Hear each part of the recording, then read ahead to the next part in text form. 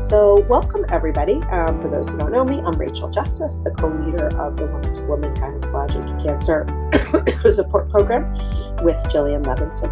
I'm going to speak very little so I do not distract you with my gross cough, and also because whatever I have to say is nowhere near as important as what our wonderful speaker, Mahwish Syed, has to say. In addition to looking wonderful, she has such incredible, valuable information. And this is part 2 of our 3-session series on environmental solutions for cancer side effects. So very, very happy that you're all here. I'm going to turn it over to Mahwish and really looking forward to learning from you again. Last week was so interesting with so much real-time, real-life advice that we could put into action right away. So looking forward to part 2 of 3. Thank you, Rachel, for the lovely introduction.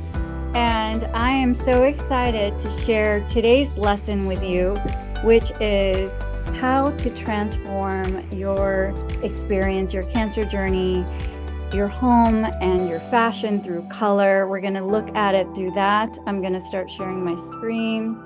Today, we're going to be looking at our environment through the lens of our 5 senses, and I'm super excited, but before I even get going, I want to just introduce myself as to why I'm here and what I have got going on. So I am, like you, a cancer survivor. And when I was going through my cancer journey as a fashion and interior designer, I naturally went through my own very intuitive process in order to get back into my parasympathetic state, my rest and relaxation state. And I ended up leading workshops and writing a book about it because I was so incredibly energized to share my message. And so I ended up publishing a book. This is while I was going through cancer, while I was going through chemo. I ended up working on this room in the Brooklyn Show House, which was on the cover of Hampton's Cottages and Gardens and other publications like Architectural Digest and Elle Decor. And it really was a testament to allowing the creation of beauty to help me get through my own cancer story. So from there, I ended up writing a bestseller, which was quite crazy because it was so unexpected. And it was #1 new release in neuropsychology, interior painting and wall covering, sacred sexuality, and health and spirituality, and more, many other categories as well. And so the premise of all of this is beauty is healing. And I'm not just talking about on a surface level. This is more than skin deep. For me, and how I define beauty for us today is divine cellular alignment, in the words of Bruce Lipton. And I believe that the only way that these are things that I utilize, so everything that I'm sharing with you is vetted. I realize that a lot of times when you're in a trauma state, you disassociate, you want to escape, you fight, flight, freeze, and fawn. And in order to get into your rest and relaxation state, the state where actual healing happens, which is your parasympathetic state, you really have to calm your nervous system down. And the way I did it was through beauty and through my 5 senses, so grounding into my body. And what science is now showing all of us is neuroaesthetics really gives us a vocabulary to understand this even deeper. So beauty and your environment actually affects your physiology. It affects your biology. It affects your nervous system. It affects your emotions. And why not use design techniques today to help you create your own healing oasis and to get you back into your parasympathetic state, wherever in the cancer journey you are, whether you're in active treatment right now or whether it's been years. I think it's really important.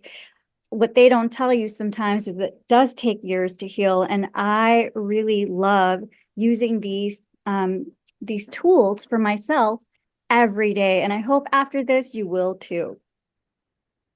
So this was the cover of Hampton's Cottages and Gardens, and that's the room that I did while I was going through chemo. And my book is called Purgatory to Paradise. And yeah, it got it was #1 in like 8 or 9 different categories, including neuropsychology and paint and spirituality. And it really weaves my design wisdom as well as my cancer journey, but in a very unique and different type of way. And this is a room that I did. I just want to show you, just look at all of these photographs through the lens of color and how you feel when you're looking at these pictures. And I hope you can find some inspiration or any question that you have in addition to that. So neuroaesthetics, I said, was the study of how art is scientifically proven to help your brain and emotional health. This is not just art, it's about beauty. This is the new hot word in the design world these days, and I'm known as a neuroaesthetics expert. So your senses, like I said, are sight, sound, touch, taste, smell, and intuition. This picture here was picked up by Architectural Digest and Elle Decor everywhere, internationally. Can you see this picture? Okay, good, thank God. So again, think of the colors, think of the textures, think of the light and how it affects your mood. And see, this is the ceiling that I was talking about, the green ceiling. Can everyone see that? Okay, good. Yes. Okay. So yeah, I don't know if you can tell it's sloping, but I was able to use a designer's technique by creating that ombre sensation, and it just really actually lifts it up. So unleashing the power of color. These are just some samples I was using. And yeah, this is the tray. So this was the tray, the sample tray for the room that you saw. And basically when I design a room, I have all the samples together, including hard and soft samples, to kind of create a palette for each of the spaces that I'm designing. And here we go. Red. Red is the color of passion. It actually raises your blood pressure. It raises your digestion. That's why there are traditional red dining rooms.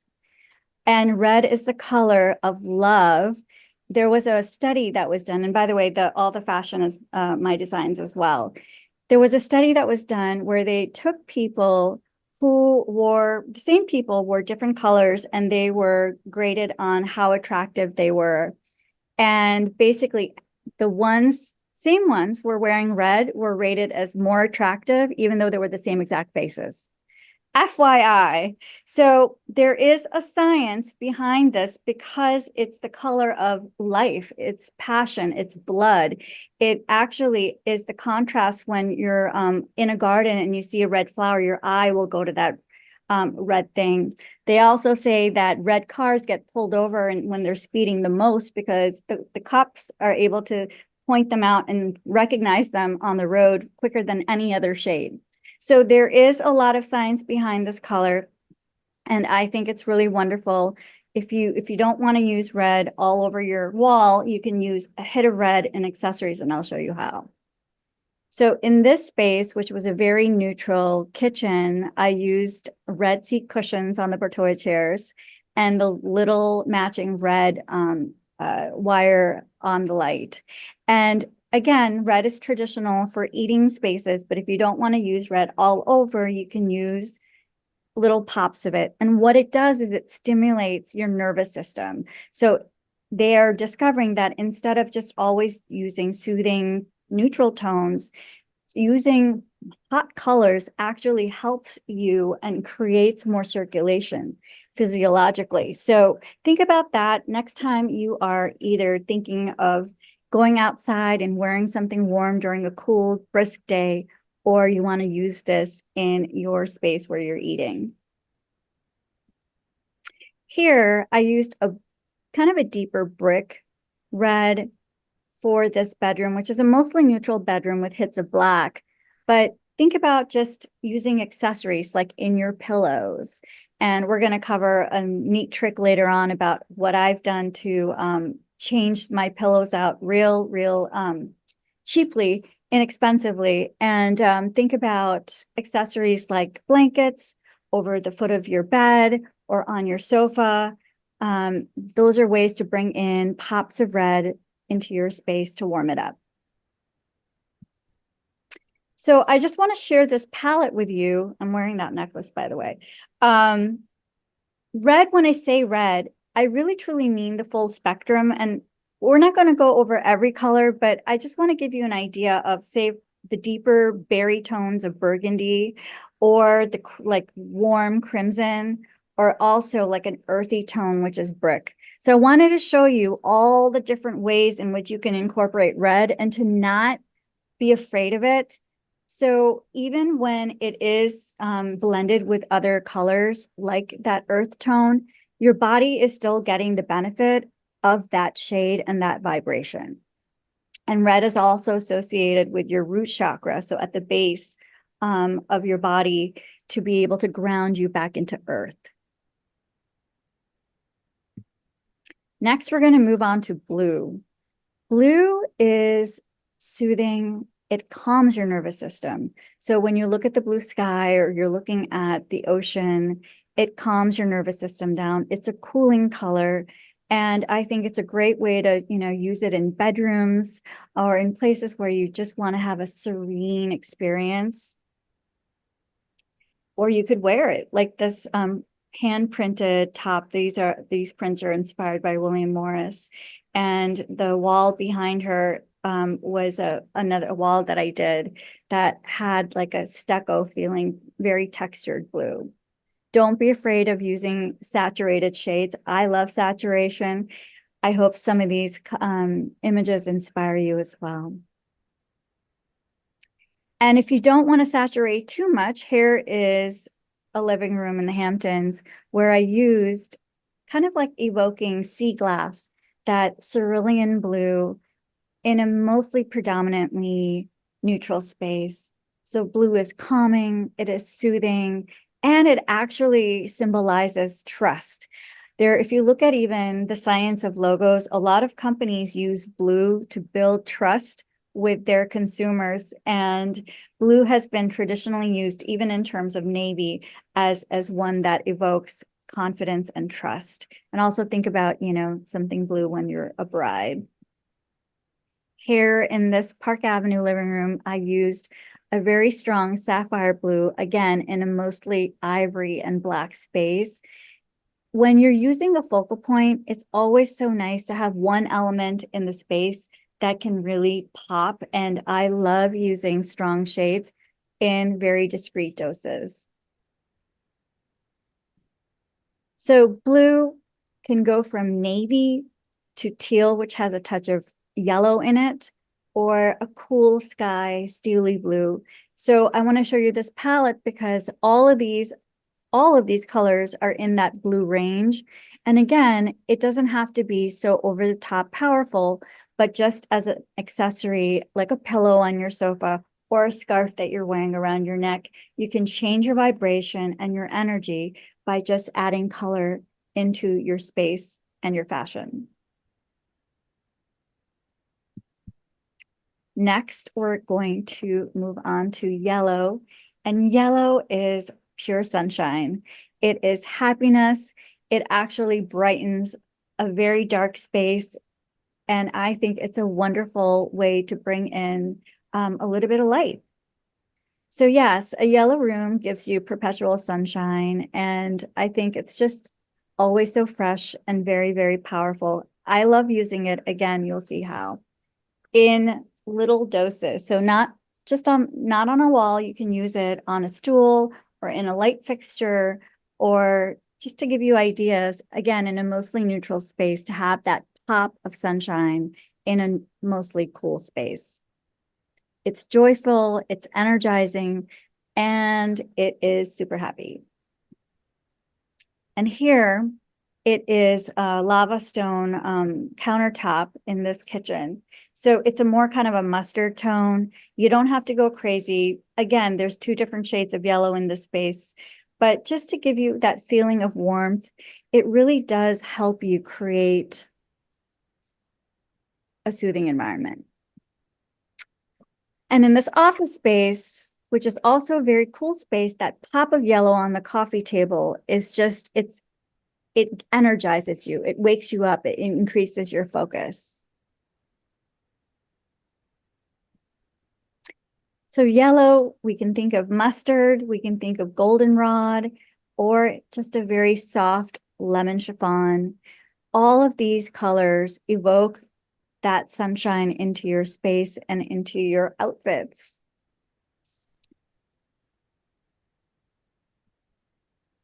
Next is orange, which is interestingly, from a cultural point of view, it symbolizes spiritual ascension. And, you know, think of monks' robes. It is the color of a bright crimson sunset, and it is incredibly energizing and also grounding. So orange strengthens your emotional body. It actually helps you focus. So think about meditation or prayer beads that are orange. And here in these chairs, it's motivating, it's invigorating, and transforming. So if you don't want to go for red, try orange as the next best hot color in your space to create that energy.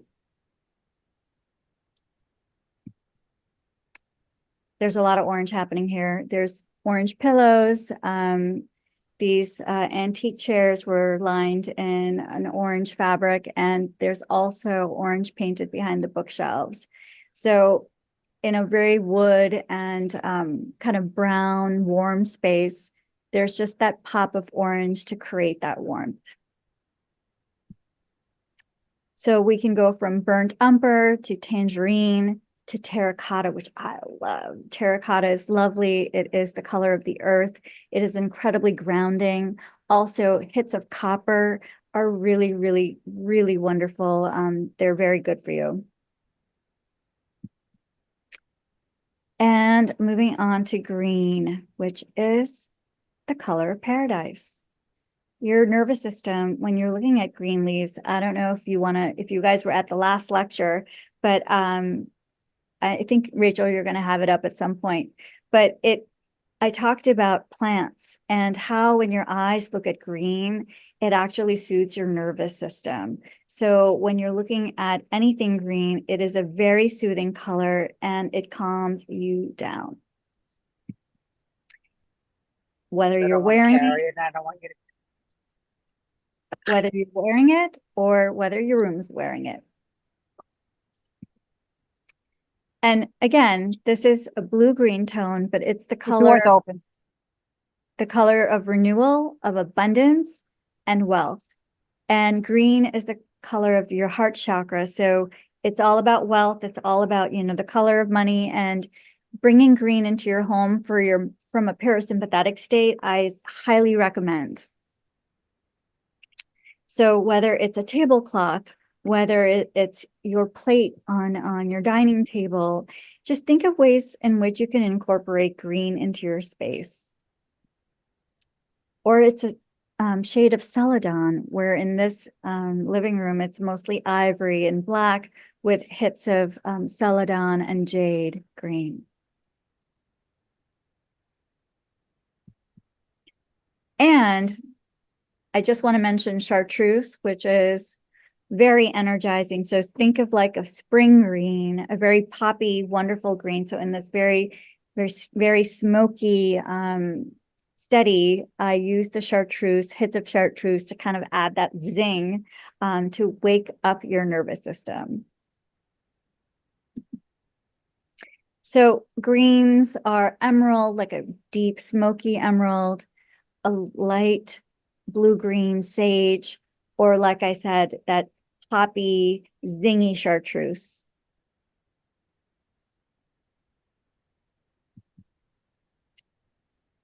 And I think this is the last one, purple. There's more colors, but I just wanted to give you kind of the top hits, the latest, greatest. So purple, I don't know if you know this, but for thousands of years, it was associated with royalty, was because the only real shade of purple was found inside mollusks deep down in the Mediterranean off the coast of Lebanon. It was an old Phoenician city called Tyre, and Tyrian purple was traded, and it was more expensive than gold. It took about 250,000 mollusks to create 1 ounce of Tyrian purple, and that was what people have used. It was only until the 1800s that we finally figured out a synthetic way to color our clothing and our fabrics purple. So purple has had a very strong history and association with royalty and with luxury. Here I hand dyed this silk chiffon top and skirt. And in nature, purple and green are the two colors that evoke a lot of peace. And for some reason, bees love purple. So when I'm wearing lavender, they're always chasing me, FYI. So in this space, the really strong berry colored chairs, she really likes purple, so we used silk pillows on the mostly neutral soft elephant gray, and we have an amethyst glass table right here. I think that's resin. And, you know, again, you don't have to go crazy. You don't have to use too many colors, but just kind of giving you ideas of how purple can be incorporated into your space. It symbolizes royalty, it symbolizes wisdom and enlightenment. Here's another use of a more violet kind of blue hue in this bedroom. You could use day pillows. The bedside tables are actually upholstered in a fabric that has hits of aubergine in it. And you don't have to go crazy. You can just wear a purple scarf. So think about accessorizing your body. Think about not just having head to toe one color, but just having accessories to be able to create that energy for yourself. So purple includes aubergine, like the deep eggplant color, to a smoky amethyst, to a very sweet and light lavender. Oh, I forgot I had pink in here too. So pink, I happen to really love.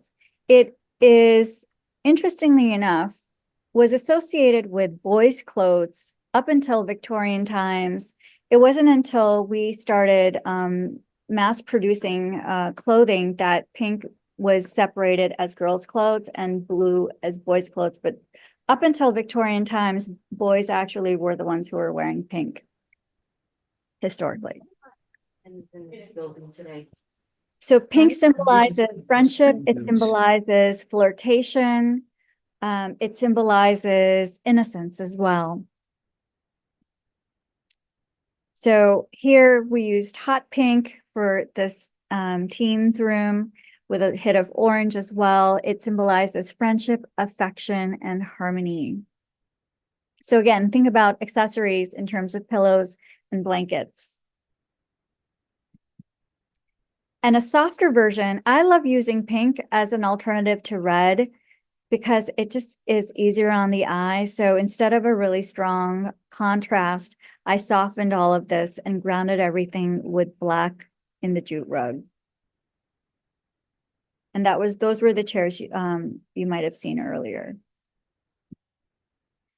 And as Vogue editor Diana Vreeland quoted, "Pink is the navy blue of India." I think it's one of the most misunderstood colors because it is very much prevalent in nature.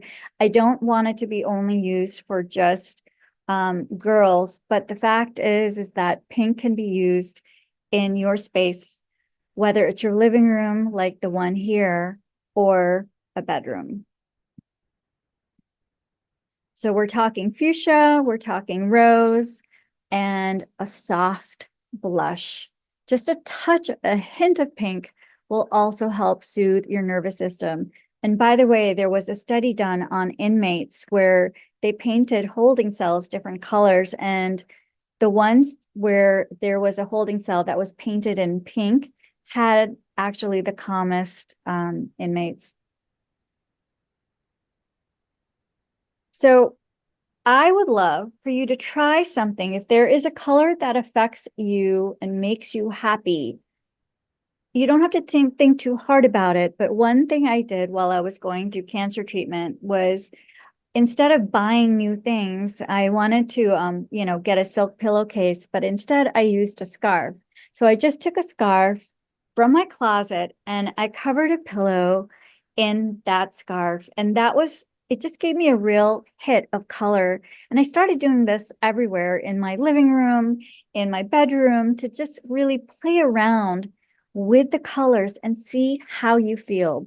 If you like red in the bedroom, to kind of liven it up, or you like blue in the bedroom, but to play around using what you already have.